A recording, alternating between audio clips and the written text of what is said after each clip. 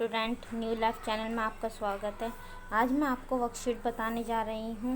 ये देखिए शिक्षा निदेशालय द्वारा प्रोवाइड की गई है। वो जो वर्कशीट है, सब्जेक्ट है आपका सामाजिक विज्ञान यानी कि भूगोल। ठीक है, एसएसटी की ये आपकी वर्कशीट है।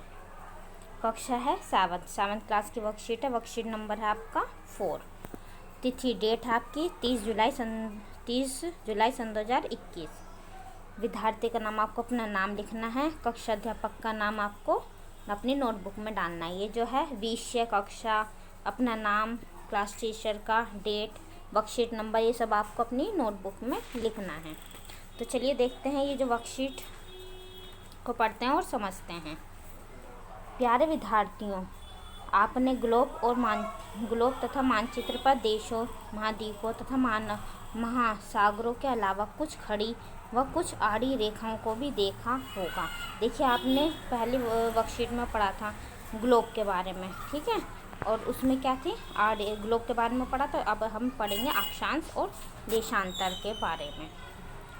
क्या आपने कभी सोचा ऐसा क्यों किया गया है, जबकि पृथ्वी पर वास्तव में ऐसी कोई रेखाएं खींची हुई नहीं हैं?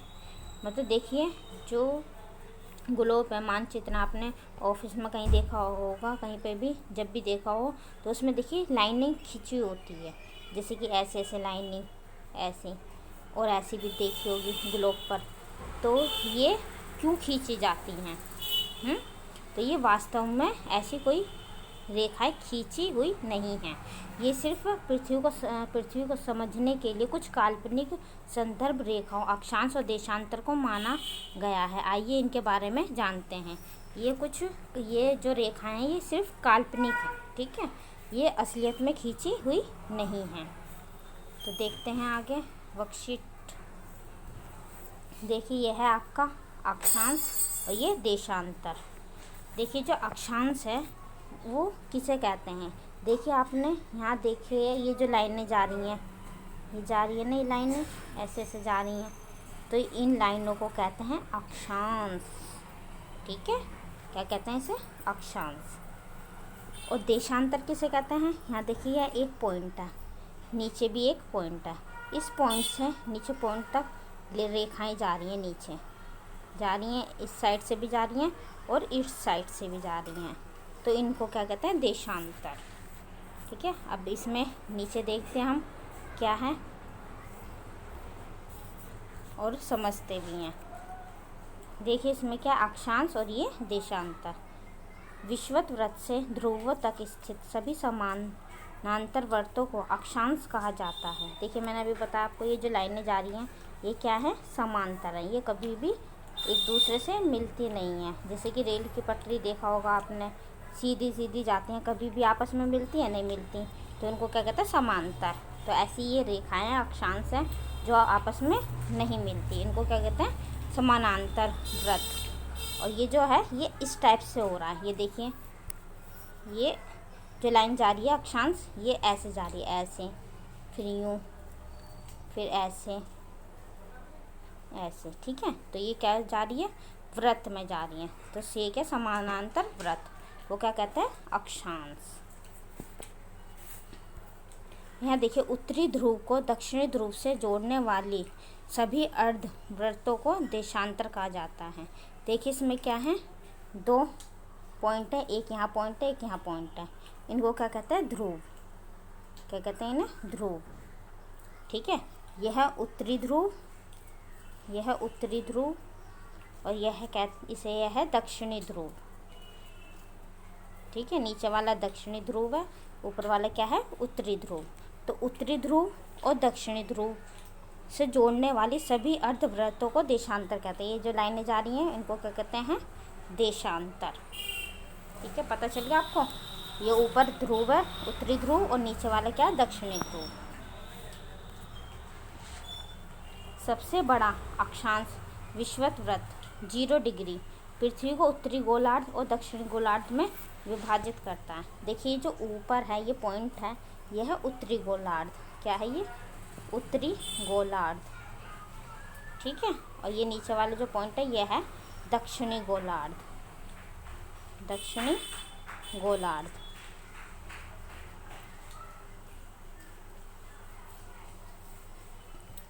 तो इन दोनों सबसे बड़ा अक्षांश, जो इनमें से सबसे बड़ा अक्षांश है ना, वो क्या है, वो 0 डिग्री है। क्या है, विषुवत वृत्त 0 डिग्री। वो कहाँ है, वो देखिए ये रहा विषुवत वृत्त 0 डिग्री। और इसको पृथ्वी को उत्तरी गोलार्ध और दक्षिण गोलार्ध में विभाजित करता है। इससे ऊपर ऊपर की जो अक्षांश है ये है आपका उत्तरी गोलार्ध, और इसके नीचे नीचे जो अक्षांश है वो है दक्षिणी गोलार्ध। और ये आपका ये जो विषुवत रेखा है ये है आपकी 0 डिग्री। अब देशांतर का देख लेते हैं। प्रमुख या गोत्तर 0 डिग्री पृथ्वी को पूर्वी गोलार्ध और पश्चिमी गोलार्ध में विभाजित करता है। ठीक है, अब देखिए ये है, ठीक है, यह है आपका 0 डिग्री। ठीक है, और इसका पूर्वी गोलार्ध इसे कहता है पूर्वी, और इसे कहता है पश्चिमी। ये पश्चिमी, ये पूर्वी है। इसके पश्चिमी गोलार्ध और पूर्वी गोलार्ध और पश्चिमी गोलार्ध में विभाजित करता है। ये बीच की लाइन है, ये 0 डिग्री है, और इसके इधर के पोर्शन को क्या कहता है, पूर्वी गोलार्ध, और इधर के पोर्शन को कहता है पश्चिमी गोलार्ध। तो ये 2 हिस्सों में इसको विभाजित करता है, यानी कि इसको बांटता है। अक्षांश समानांतर होते हैं और एक दूसरे से कभी नहीं मिलते। मैंने अभी बताया कभी नहीं मिलते, ये एक दूसरे के क्या होते हैं, समांतर होते हैं। देशांतर समांतर नहीं होते। ये देखिए जिस देशांतर है वो क्या होते हैं, समानांतर नहीं होते। ये ध्रुवों पर मिलते हैं। यहाँ देखिए ये जो ध्रुव है, ऊपर का पॉइंट और नीचे के ये क्या है, ध्रुव हैं। उत्तरी ध्रुव और दक्षिणी ध्रुव, ये उत्तरी ध्रुव से दक्षिणी ध्रुव पे मिलते हैं। दोनों पॉइंट ये क्या है, मिलते हैं। अक्षांश का उपयोग ताप कटिबंध के निर्धारण में होता है। ठीक है, इसमें क्या होता है, ताप देखते हैं, कहाँ ज़्यादा सर्दी है, कहाँ ज़्यादा गर्मी है, इसमें ये देखने के लिए इसे यूज़ करते हैं अक्षांश को। और देशांतर का उपयोग प्रमुख या मोत्तर के सापेक्ष स्थानीय समय को निर्धारित करने में किया जाता है। किसको निर्धारित किया जाता है, समय को। तो इससे हमें क्या पता चलता है, समय के बारे में देशांतर में। ठीक है, और इसमें ताप के बारे में। अब ये देखिए ये क्या है आपका, ये है ग्रिड। ग्रिड क्या होता है, वो अक्षांश एवं देशांतर रेखाओं के बने जाल को ग्रिड कहते हैं। इनका उपयोग किसी स्थान की वास्तविक स्थिति को जानने के लिए किया जाता है। अब देखिए इसमें ये है ग्रिड। क्या ये ग्रिड। अभी ये देखिए इसमें क्या है, अक्षांश भी हैं, ऐसे ऐसे लाइन जा रही है। क्या ये अक्षांश, और इसमें देशांतर भी हैं, है ना, देशांतर। हाँ, तो ये क्या बन जाता है, एक हमारा जाल सा बन जाता है। तो इसमें स्थानीय स्थिति को पता चल जाता है इसमें कि ये स्थान कहाँ पर है, उसे देखने में बहुत आसानी होती है। जैसे कि आपने उसमें देखा होगा ग्लोब में, मानचित्र में भी देखा होगा, ग्लोब में देखा होगा, तो उस टाइप का ये। अब ये देखते हैं आपकी गतिविधि 1। दिए हुए चित्र को ध्यानपूर्वक देखें तथा सभी महत्वपूर्ण अक्षांश तथा ताप कटिबंध को सूचीबद्ध करें। देखिए आपको इसका आंसर लिखना है। इसमें देखिए ये साफ दिखाई नहीं दे रहा है, यहाँ पे मैंने आपके लिए स्क्रीनशॉट खींच रखा है, उसमें देख लेते हैं। देखिए ये ना, इसमें आपको साफ नज़र आ रहा होगा, तो चलिए इसमें समझ लेते हैं।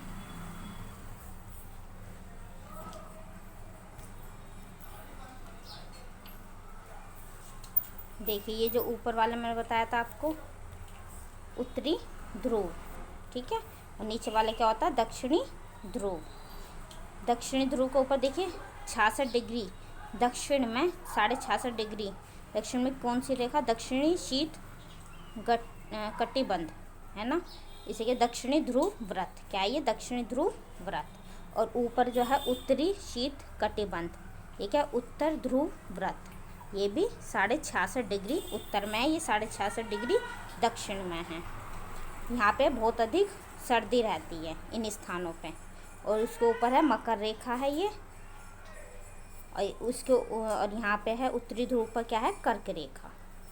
अब ये ध्यान रखना, मकर रेखा कहाँ है, दक्षिण में।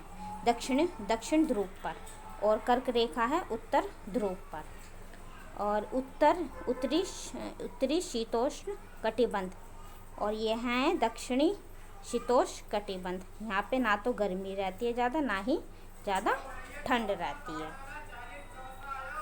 और एक लाइन जा रही है आपकी ये बीच की, जो है 0 डिग्री सेल्सियस पर, वो है विषुवत व्रत उष्ण कटिबंध।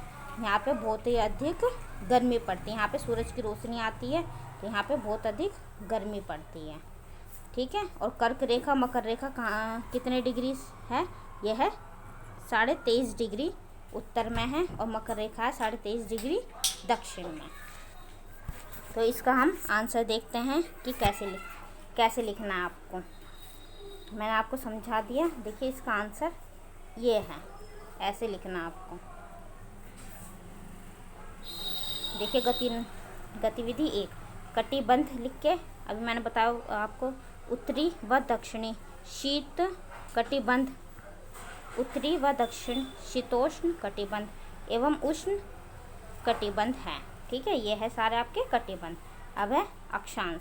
भूमध्य रेखा 0 डिग्री अक्षांश है, कर्क रेखा 23.5 डिग्री अक्षांश है, मकर रेखा भी 23.5 डिग्री अक्षांश है, और आर्कटिक सर्कल 66.5 डिग्री अक्षांश है, अंटार्कटिक सर्कल 66.5 डिग्री अक्षांश है।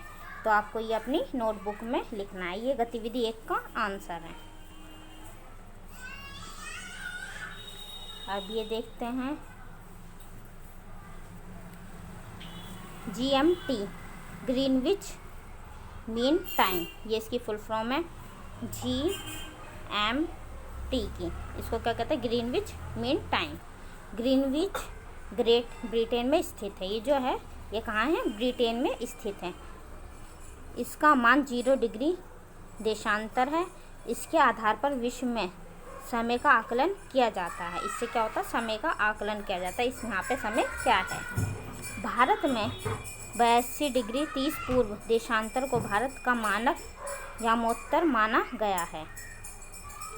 IST इंडियन स्टैंडर्ड टाइम भारतीय मानक समय ग्रीनविच मीन टाइम से 5.5 घंटे यानी कि 5 घंटे 30 मिनट आगे हैं। अब ये देखिए, ये आपका पॉइंट है। इस वाले पॉइंट पे थोड़ा गौर करना है हमें। IST इंडियन स्टैंडर्ड टाइम, ये जो भारतीय मानक समय, जो भारत का जो समय है, वो ग्रीनविच मीन टाइम से 5.5 घंटे आगे है, यानी कि 5 घंटे 30 मिनट क्या है? आगे है। अब यहाँ देखिए गतिविधि 2, पता लगाइए कि अगर भारत में दोपहर के 2 बज रहे हैं तो ग्रीनविच में उस समय क्या बज रहा होगा। अब देखिए भारत में कितने बज रहे हैं? 2 बज रहे हैं, तो वहाँ पे ग्रीनविच में उस समय क्या होगा। अब मैंने आपको बताया क्या है, 5.5 घंटे क्या है वो आगे हैं। अब देखिए यहाँ पे क्या है? 2 बज रहे हैं। कितने बज रहे हैं? 2। अब हमें 5.5 घंटे आगे जाना है। अब क्या है? 5 घंटे 1 2 3 4 5। अभी पहले 5.5 घंटे हैं ना, तो पहले हम 5 घंटे का निकालते हैं। तो कितना बज रहे हैं? 2 बज रहे हैं। 2 से 1 घंटा पीछे जाएंगे, कितना बजेगा? 1। 1 से 1 घंटा पीछे जाएंगे तो कितने बजेंगे? 12। 12 से 1 घंटा पीछे जाएंगे, कितने बजेंगे? 11। 11 से 1 घंटा पीछे जाएंगे, कितने टाइम होगा? 10 बजेंगे। और 10 से 1 घंटा पीछे जाएंगे, कितने बजेंगे? 9। कितने बजेंगे? 9। तो 5 घंटे हो गए, कितने? 9। हमें कितने निकालने? 5.5 घंटे, यानी कि आधा घंटा और। तो कितने बजेंगे? 9। 9 में से हम आधे घंटे को माइनस कर लेते हैं, यानी कि 30 मिनट को हम क्या कर लेते हैं? माइनस। तो कितने हो गए? 8:30। 8:30 बजे। कितने बजेंगे? 8:30 बजे। तो हमें क्या आएगा इसमें? अगर भारत में दोपहर के 2 बज रहे हैं तो ग्रीनविच में उस समय क्या बज रहा होगा? तो ग्रीनविच में उस समय 8:30 बज रहे होंगे। तो आपका आंसर आएगा 8:30। तो आप लिखना है यहाँ पे ग्रीनविच में उस समय 8:30 8 बज रहे होंगे। 8:30 बज रहे होंगे। ठीक है, ये आपका गतिविधि 2 का आंसर है। आपकी वर्कशीट यहीं कंप्लीट होती है। अगर आपको मेरी वर्कशीट अच्छी लगी हो तो प्लीज़ मेरे चैनल को लाइक कीजिए, सब्सक्राइब कीजिए और शेयर करना ना भूलें। अगर आप मेरे चैनल पे न्यू आए हो तो प्लीज़ मेरे चैनल को सब्सक्राइब कीजिए और बेल आइकन को भी प्रेस कीजिए ताकि मेरी आने वाली वीडियो आप सभी तक पहुंच सके। Thanks for watching.